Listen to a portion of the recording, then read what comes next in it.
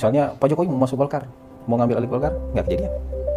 Pak Jokowi mau masuk partai A, partai B, belum kejadian. Artinya mungkin memang keinginan untuk pulang ke Solo itu. Kalau kewenangan dibatasi, nggak apa-apa. Tapi kalau kebutuhan presiden, dia kan perlu gerak cepat nih, dibatasi. Sementara misalnya dunia berkembang cepat, wah nggak boleh, menterinya cuma boleh 3-4. Sesuai dengan undang-undang, padahal kebutuhannya mungkin lebih daripada itu. Ya. Karena dunia bergerak cepat, masalah bertambah.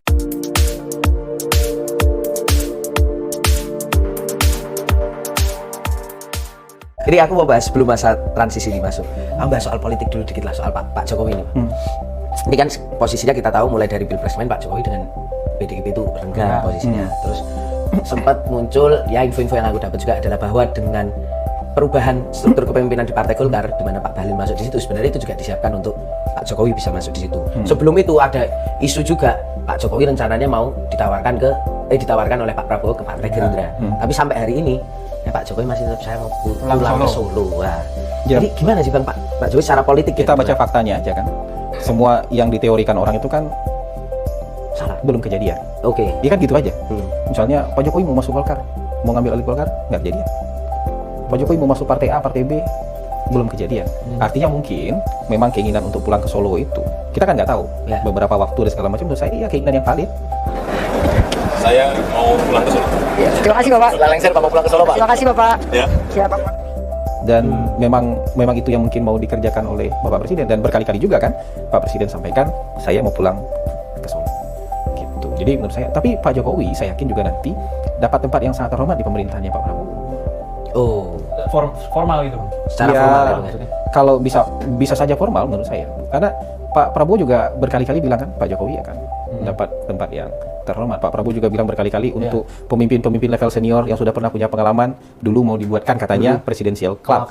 Tapi sekarang sudah ada undang-undang One Team Press RI. Itu bisa jadi tempat buat senior-senior statesman kita, negarawan-negarawan senior yang pernah punya pengalaman di pemerintahan, yang kita butuh nanti wisdomnya, pengalamannya untuk bertukar pikiran. Ada kejadian kan, sebagian besar kejadian politik pemerintahan itu banyak berulang sebenarnya.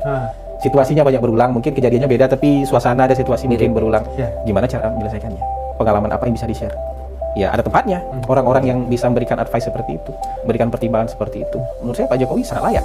Persoalan akan ada di sana itu kan tergantung Pak Jokowi. Ya. Mau atau enggak? Mau atau enggak. Tapi menurut saya keinginan untuk menempatkan Pak Jokowi di posisi yang terhormat seperti itu, menurut saya keinginan yang sudah dibuka jauh-jauh hari oleh Pak Prabowo.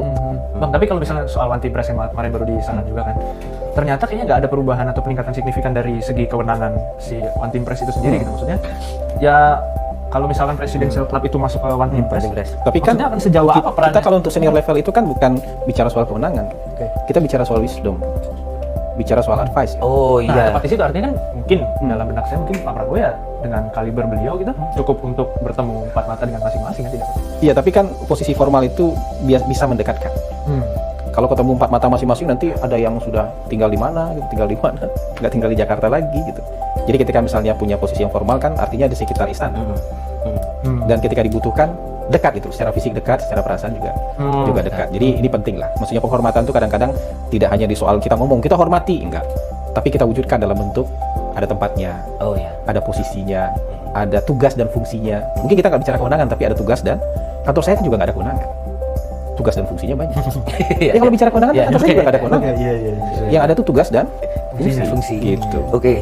Bang, ini aku mau dulu pertanyaan titipan ini Bang, tekanan dari produser ini. Sebenarnya gimana Bang cerita awal kesepakatan Pak Jokowi sama Pak Prabowo di masa transisi ini? Karena gini Bang, ini kayaknya baru pertama terjadi ya Bang, bahwa presiden yang sudah mau selesai mengakomodir nih, mulai dari orang-orangnya Pak Prabowo mulai masuk jadi menteri di kabinet, Wamen, terus RUU apa tuh Kementerian Negara, terus One Team Press juga. Jadi artinya ada banyak hal yang diakomodir Pak Jokowi mempersiapkan itu gimana cerita awal transisi? Padahal Pak Jokowi ya bisa aja kayak ya bodo amat urusan lu gitu misalnya. Kayak Pak SBY ke Jokowi dulu, pakai ngirimnya tim transisi sama tim transisi yang komunikasi. Ini kan langsung di sistem kan? Ya. Kalau soal kesepakatan saya tentu nggak tahu, itu level informasinya jauh di atas saya tuh. Langitan Jauh di atas yang bisa saya akses. Kalau soal kesepakatan tuh informasinya jauh di atas yang bisa saya akses. Tapi kalau kita melihat yang sudah terjadi, kan kita melihat Pak Jokowi mempersiapkan kebutuhan pemerintahan berikutnya. Jadi ada banyak hal yang disiapkan sekarang yang diadakan wujudnya sekarang itu bukan untuk Pak Jokowi, tapi untuk kebutuhannya Pak Prabowo nanti. Kantor PCO misalnya, Ya. itu kan penggunanya nanti Pak Prabowo. Pak Jokowi menggunakan kantor kita kan 2 bulan lah. Ya. Itu pun juga dalam keadaan masih nyusun organisasi kan, pasti nggak optimal. Badan Gizi Nasional misalnya, itu kan untuk kebutuhan program prioritasnya Pak Prabowo. Ya. Termasuk juga anggaran. Anggaran prioritasnya Pak Prabowo tuh udah disepakati Ya. jauh-jauh hari. Makan bergizi gratis, perbaikan ruang sekolah untuk ketahanan pangan, ketahanan energi, pendidikan unggul, terintegrasi. Itu sudah ada plot budgetnya.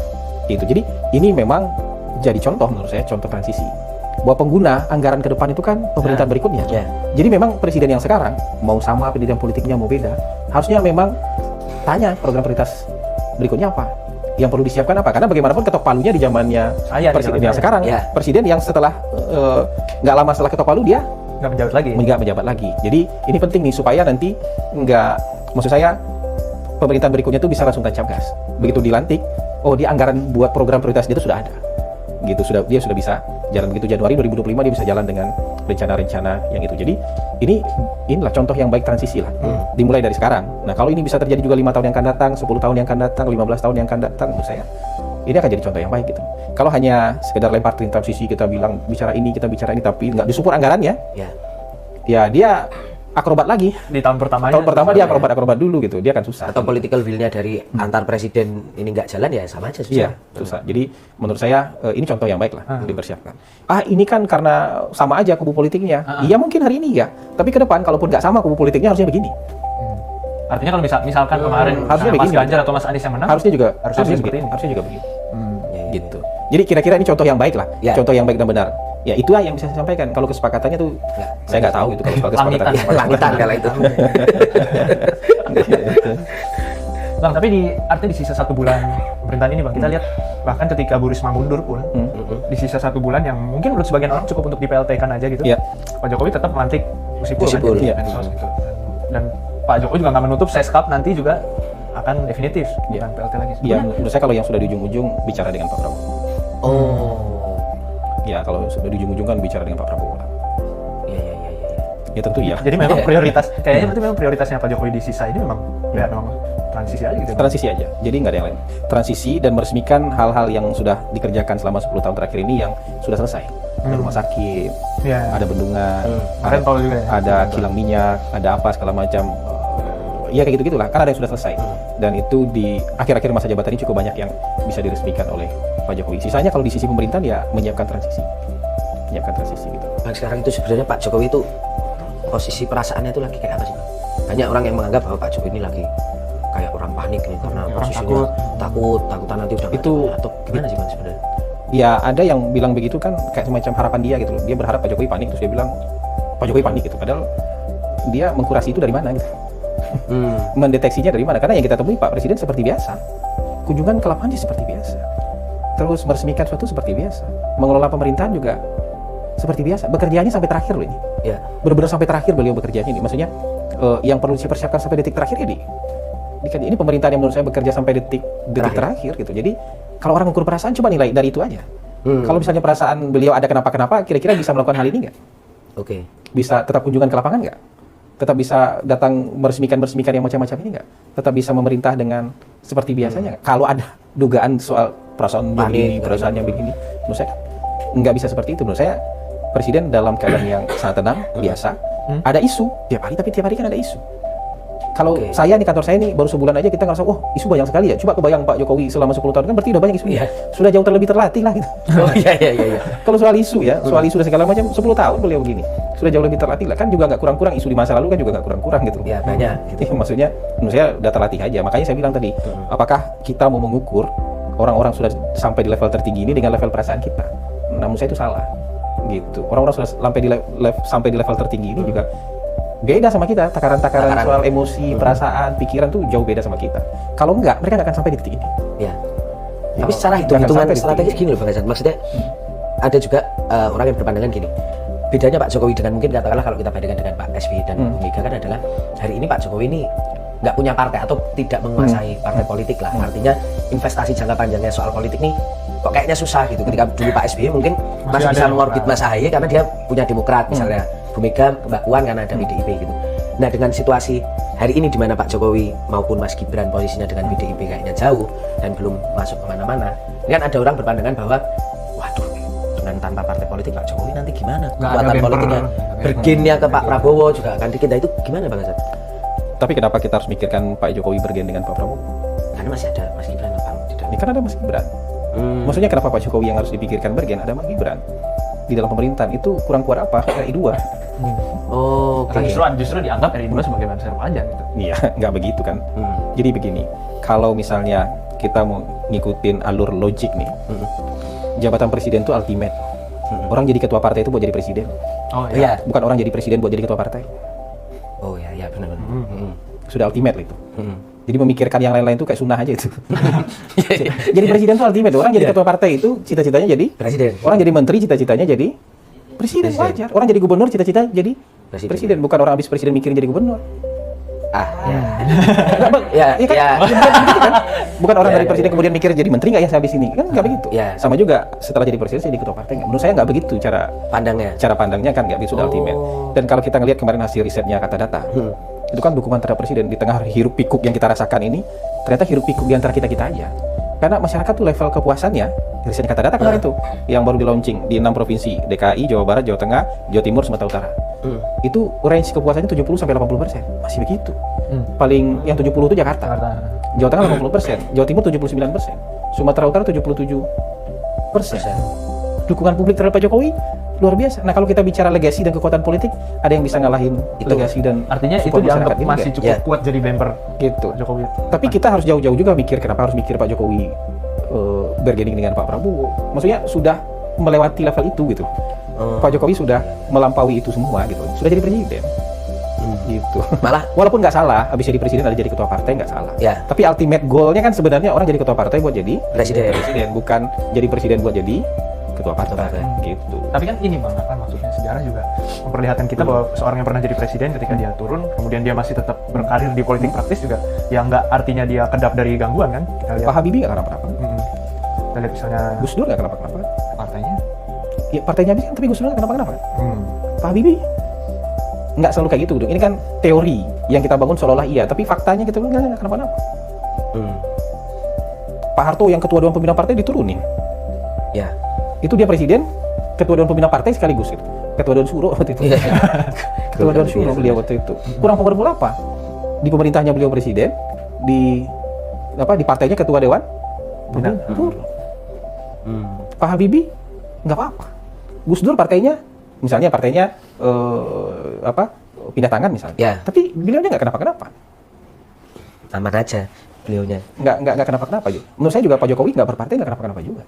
Walaupun berpartai juga Nggak apa-apa. juga nggak apa-apa. Tapi ketakutan yang dibangun menurut saya ini mungkin tidak seperti yang kita pikirkan. Ini teori yang kalau dihadapkan dengan fakta udah batal teori ini. Gitu. Ya, kita aja yang mikir gitu Pak Jokowi padahal santai ya. Overthinking.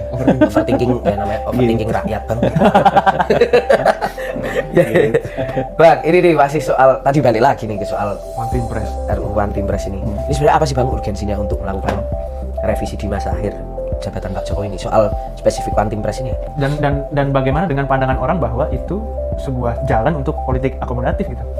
Iya, politik akomodatif itu juga nggak harus disalahkan. Banyak orang yang bilang, wah ini kan menteri untuk bagi-bagi jabatan aja. Lah memang jabatan harus dibagi kok. Masa kita pegang semua jabatan itu? Saya presiden, saya menteri dalam negeri, saya menteri pertahanan, saya menteri semuanya. Kan jabatan harus dibagi. Dibagi kepada siapa? Ya tentu dibagi ke kelompok yang kita yang ikut-ikut sama-sama menang lah. Ya. Orang yang kalah aja kadang-kadang dibagi kok. Kenapa orang yang menang nggak boleh dibagi gitu? Kalau yang kalah terus gabung. Ya kan nggak apa-apa juga. Ya kan nggak apa-apa dibagi. Kalau bagi-bagi jabatan itu memang jabatan harus dibagi.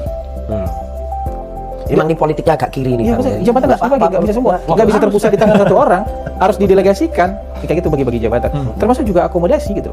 Memang harus ada yang diakomodir. Jangankan kekuatan politik, ormas aja diakomodir kok.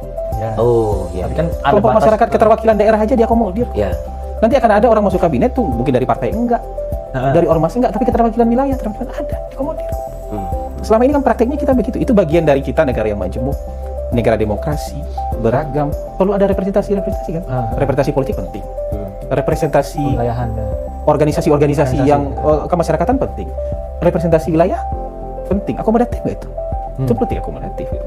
Jadi saya nggak melihat ada kata-kata negatif di sana, kecuali kita selama ini terjadi peyorasi nih terhadap makna bagi-bagi jabatan, terhadap makna politik akomodatif. Gitu. Nah ini soalnya gini Bang, ini ternyata revisi One Team Press ini secara substansi ini jadi hanya politik akomodatif, bukan untuk memperkuat fungsi One Team Press yang dulu nggak bergigi, karena dalam UU yang baru disahkan ini juga nggak jelas gitu loh Bang, kayak saran dari One Team Press ini boleh atau Mengikat atau enggak untuk dijalankan presiden Ya gitu. saran kan nggak mengikat. Tadi sudah bilang yang penting itu tugas dan fungsi. Kan saya kasih contoh, kantor saya nggak ada kewenangan. Tapi kerjanya banyak. Kerjanya banyak gitu loh. Sama juga One Team Press mungkin jangan tanya semua kewenangan. Ya. Kadang-kadang kita tuh yang ditanyakan kewenangannya apa, tugasnya apa, Ya. fungsinya apa. Dan semua pengen punya gigi, seolah mau menggigit semua. Ada bagian-bagian tertentu yang harus punya gigi dan menggigit. Ya. Ada bagian-bagian tertentu yang kerjanya support system, nggak harus punya gigi dan nggak harus menggigit gitu loh. Ya, Jadi jangan semuanya harus punya gigi dan harus menggigit gitu. Ya. Gigit-gigitan nanti bahaya itu Bang. Gigit semua nanti. Tapi kalau One Team Press itu emang ya support system aja bang. Support system Termasuk dengan undang-undang yang baru ini. bukan aja, tapi support system. Wisdom tuh bro Iya. tadi ya. Jangan lupakan wisdom, jangan lupakan itu. Nggak bisa juga negara ini jalan tanpa wisdom. Dan pasti butuh bertanya, sharing pengalaman, butuh kebijaksanaan, itu pasti butuh. Dan jangan anggap remeh itu gitu. Di kantor saya aja yang jauh lebih kecil lingkupnya, wisdom itu penting. Nggak ada wisdom, kantor PCO bikin rusuh negara loh. Reaktif dan segala macam, bikin rusuh negara nanti gitu.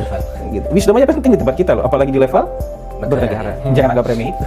Tapi Kerja-kerja di belakang layar gitu. ya jangan jangan lah anggap ya. remeh itu. Mungkin nggak Bang di One Team Press nanti ke depan tuh isinya Pak Jokowi terus ada Pak SBY bareng gitu mungkin ya.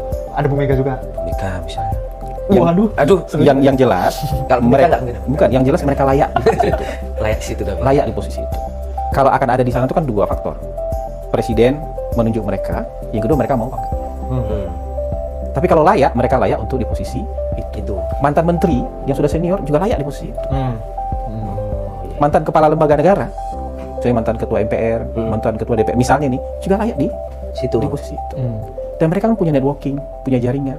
Suatu saat juga pasti bisa dipergunakan networking mereka, akses mereka, pertemanan mereka, persahabatan mereka, akses mereka untuk membantu kerja-kerja pemerintah. Apakah itu kewenangan? Belum tentu kewenangan, tapi aksesnya bisa dipakai.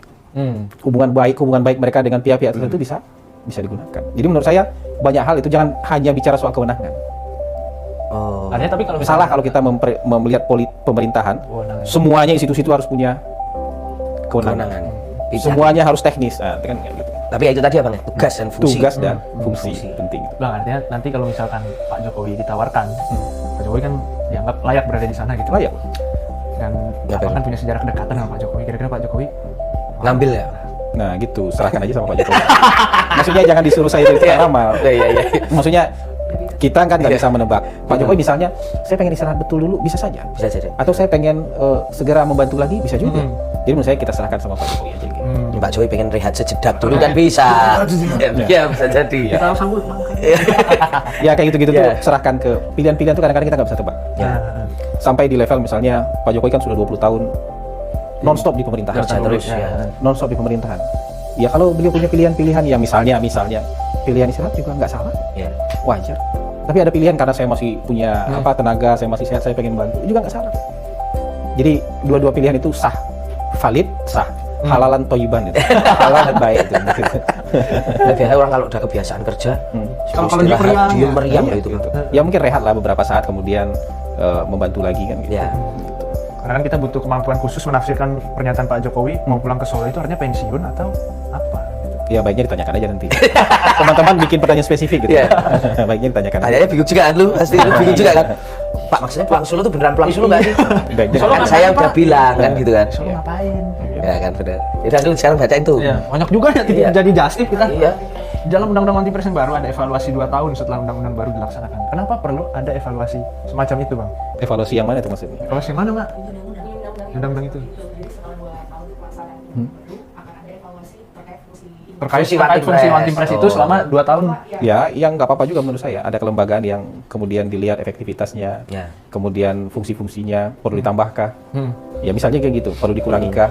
Kemudian ada evaluasi, menurut saya nggak apa-apa sih. Nggak perlu diributkan lah. Malah bagus juga ya, Saya kalau nggak efektif dievaluasi gitu, evaluasi, nggak ya. perlu diributkan lah itu gitu.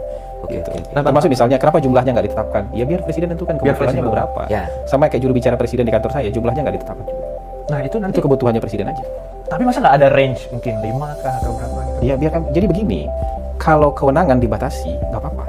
Tapi kalau kebutuhan presiden, dia kan perlu gerak cepat nih, dibatasi. Sementara misalnya dunia berkembang cepat, nggak boleh, menterinya cuma boleh 3-4. Sesuai dengan undang-undang, padahal kebutuhannya mungkin lebih daripada itu. Ya. Karena dunia bergerak cepat, masalah bertambah, Ya. kita harus lebih fokus misalnya dalam tiap-tiap bidang pembangunan, sementara presiden terkunci dengan Jumlah menteri. Jumlah itu mengunci lah. Kunci kewenangan, ada batasan, itu oke. Tugas fungsi dijelaskan dengan rinci, ada batasan, itu oke. Tapi kalau jumlah-jumlah ini, Ya, ya. jumlah-jumlah ini jangan diikat kaki presiden dengan jumlah gitu. Biarlah nanti presiden menghitung sendiri ketercukupan anggarannya dan sebagainya. Iya kan, gitu ya. nggak bisa seenaknya juga nama-nama orang. Ah. Kan kita harus pikirkan buntut-buntutnya nih. Ada anggaran, ada budget, ada kantor, itu harus juga, iya. dipikirkan semua gitu. Gitu. Bang, tadi abang nyinggung soal jubir. Aku penasaran juga. Ini nanti kan kantor seperti yang abang bilang nanti lebih akan banyak berfungsi. Optimalnya di zaman Pak Prabowo. gitu. Artinya yang sekarang abang siapkan untuk PCO ini komunikasi kepresidenan di era Pak Prabowo nanti seperti apa, Bang? Ya kalau kita nanti pengen ini jadi jembatan. Pertama teman-teman media yang haus informasi, itu ya dong. Kadang capek bang sih disuruh kata. Ini haus. Karena sekarang jubir baru satu ini, saya menangkap juru bicara. Sehari itu WA saya dari wartawan bisa 100-an. Iya. Dan nggak mungkin saya jawab semua pas itu. Apalagi isu-isunya mungkin tidak di level PCO yang menanggapinya gitu, ya kayak gitu. Atau isunya sebenarnya itu ada juga isu yang menurut saya agak dicari-cari gitu. Makanya saya nggak mau jawab itu. Misalnya ada pertanyaan dari dua media asing waktu Paus datang ke Indonesia. Bagaimana tanggapan istana soal keberatan tokoh-tokoh Papua? Tokoh-tokoh yang mana sih, Bang? Tokoh-tokoh Papua keberatan anak-anak yang menyambut Paus itu pakai baju Papua. sementara mereka bukan anak Papua katanya. Kan saya bingung nih pertanyaan media asing kenapa begini? Lah, saya kan masa saya nggak boleh pakai baju Papua? Oh iya. Kamu kan boleh juga pakai baju Papua. Pakai baju Padang juga boleh. Orang Papua pakai baju Jawa juga Boleh. Pakai belangkon juga boleh gitu. Ini entah iya entah enggak ada keberatan itu gitu. Iya. Sebagaimana tanggapan menurut saya, pertama ini insinuatif, misleading juga, terus disuruh jawab yang nanggapi kantor komunikasi kepresidenan. Saya diamin aja kalau begitu. Menurut saya terlalu aneh itu. Iya. Iya benar. Bagaimana tanggapan Anda misalnya ada tokoh-tokoh Papua disebutlah nama segini, sebenarnya itu bukan tokoh Papua tapi orang yang ingin Papua merdeka lah, Ya. yang menginginkan Paus untuk membawa kasus Papua ke level internasional. Nggak ada. Spekulatif maksudnya. Misi itu nggak ada dibawa oleh Paus ke sini.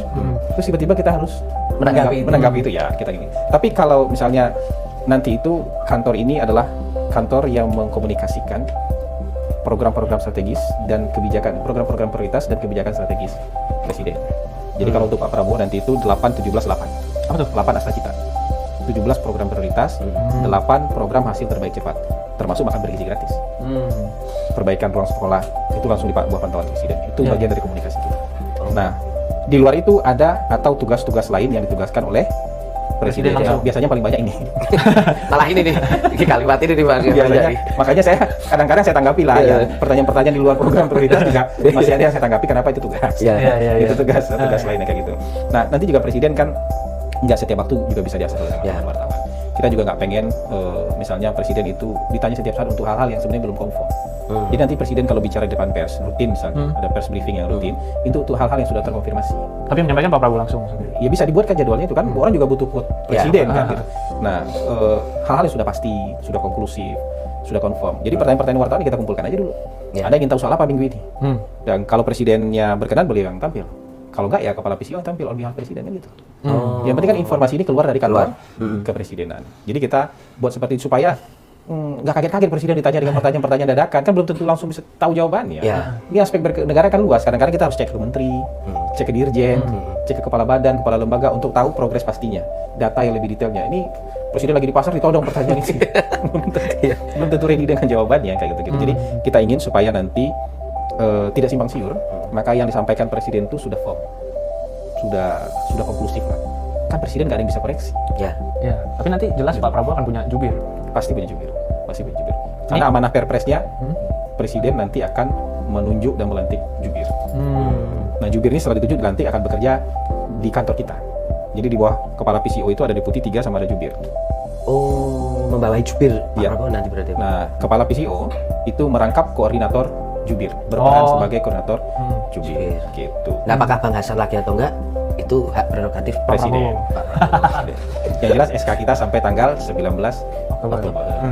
Tapi ini berbeda dengan depan dulu, Bang. Departemen Penerangan. Ya, kalau di Filipina itu namanya PCO juga, Presidential Communication Office. Kalau di mana? Di Amerika Press Secretary. tapi kita nggak punya kewenangan regulasi. Apa tuh? Ya kalau Departemen Penerangan kan ada regulasinya, Oh, dia bisa dia keluarin, bisa brandel, ya. ngatur apa segala macam. Kita nggak ada kewenangan regulasi. Nggak ada misalnya berdasarkan peraturan kepala PCO, Iya. maka media harus begini. Gaspol harus disensor Iya. misalnya apa. Gaspol nggak boleh tayang. Itu. Pokoknya urusan internal aja kita nggak harus keluar-keluar ya bang ya. Tolong disensor bagian Iya. ini. Kan? Bang, ini ada pertanyaan ini Bang dari rakyat Ini nih, Bang. udah banyak banget nih, kapan terakhir? Iya, ini mungkin satu nih Bang. Kenapa namanya kok jadi PCO Bang? Kenapa dengan kantor komunikasi kepresidenan? Kenapa harus pakai Inggris itu loh Bang? Iya Bang. Biar enak aja. Kalau kita singkatan agak susah nih. KKK ya. kalau Jadi gitu. Iya, KKK ini kan di K3. Amerika itu ini agak-agak gimana kita KKK kan? Iya. White supremacy sementara kita kan white-white-nya.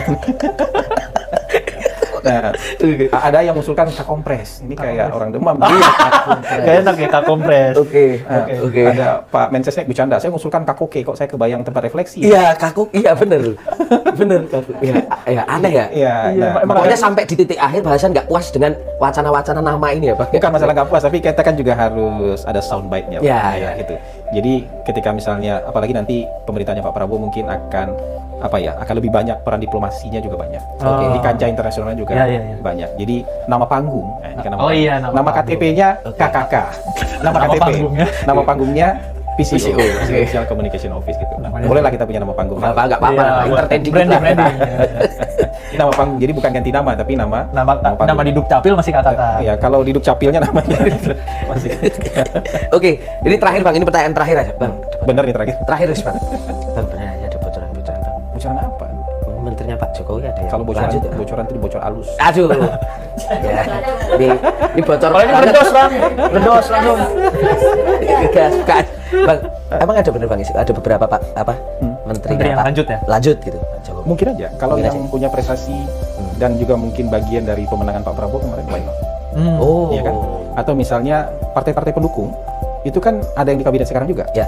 Dan tokoh-tokohnya juga bagian dari pemenangan Pak Prabowo kemarin. Mereka sekarang lanjut juga, why not gitu. Jadi nggak ada salahnya sih itu. Tapi per 4 Bang atau belum? Jumlahnya Kalau jumlahnya kemungkinan besar nambah, Lebih lebih dari 44 maksudnya. lebih dari 34. Oh, iya. Iya. Kemungkinan besar nambah karena gini, kan RUU-nya undang-undangnya direvisi. Revisi pasti bukan buat mengurangi kan, pasti buat nambah. Dan bidang-bidang pembangunan itu kan banyak, 40 lebih bidang-bidang pembangunan itu. Dan selama ini di kita tuh bidang-bidang pembangunan itu disatu-satuin. Ketika disatuin tuh ada yang menonjol, ada yang kurang menonjol. Misalnya PUPR, Iya. pekerjaan umumnya Menonjol. menonjol, perumahan rakyatnya kurang menonjol. Ya. Atau misalnya apalagi kehutanan dan lingkungan hidup. Pasti ada yang menonjol, ada yang kurang menonjol. ATR BPN misalnya. Iya. Mungkin badan pertanahannya menonjol, tata ruangnya. Nah, iya. Nah, maksud saya yang kayak gitu-gitu pasti ada sacrifice biasanya. Ada Iya, yang berkorban lah untuk ini. Jadi kalau misalnya bisa. dipisah bisa lebih fokus. Jadi semua sama-sama menonjol. Yang kayak gitu kira-kira. Oke. Apakah seperti yang tadi pemisahannya walau alam. Tapi ini contoh. Contoh. Contoh aja Ini ya. contoh.